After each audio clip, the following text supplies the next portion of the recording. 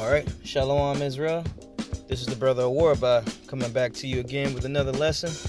And before I kick it off, I'm going to give all praises, glory, and honor to Yahweh, Bahashem, Yahweh Shai, Bahashem, Rakal Kadash. Double honors to the apostles of Great Millstone who rule well. And peace and salutations to all you Akim that are out there doing this work in truth and sincerity across the four corners of the planet Earth. And today I'm just going to come with some information, regarding a topic. Well, not really necessarily a topic. It was just, something that the Lord put on my spirit to bring out. Over the weekend, I was out shopping with my family or whatever, and it rained real heavy.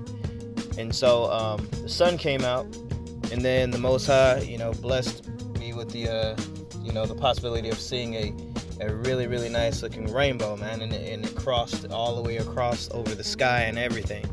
And I added a little clip into this one too. I mean, you probably couldn't see it as much as I could see at that time, but it just made me think way back when when I was a child, I used to love seeing rainbows just spread across the sky, and it was a beautiful thing, and if you go into the scriptures, the Lord tells you what the rainbow really means, okay? And so just being here in America, also known as Egypt and Babylon, according to the scriptures,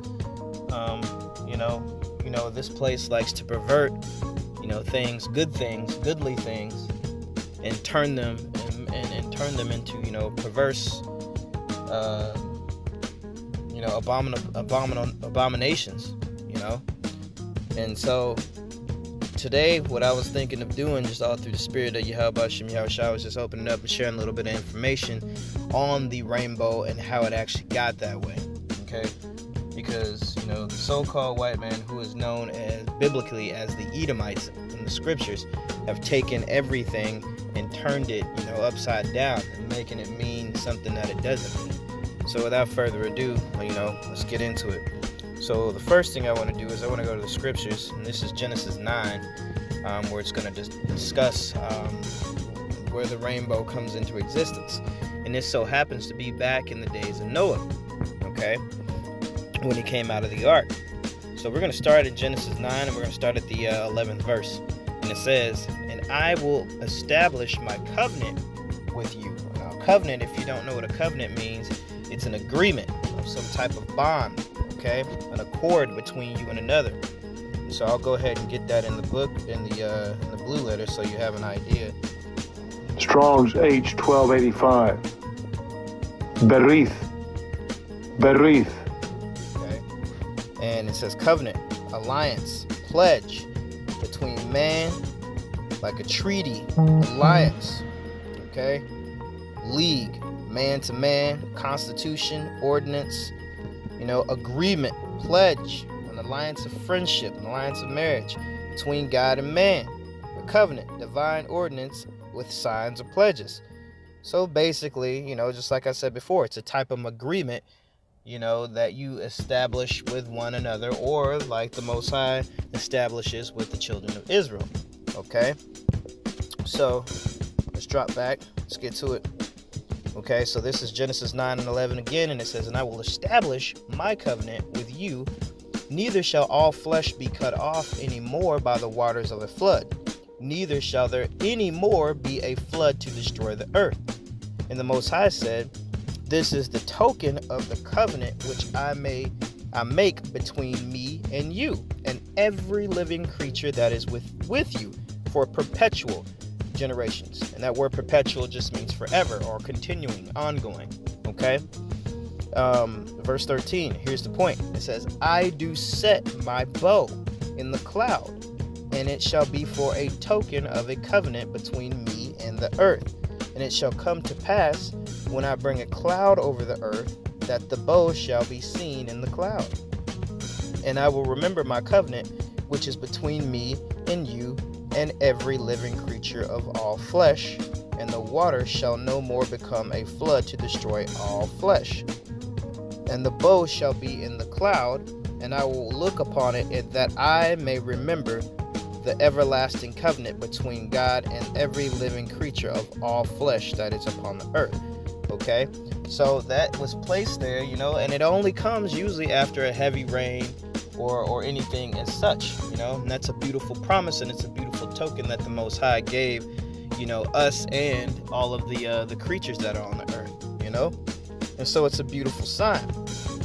Now, how in the world does a covenant, basically also known as the rainbow covenant or the bow covenant, how does that get turned into a symbol of gayism, of abomination?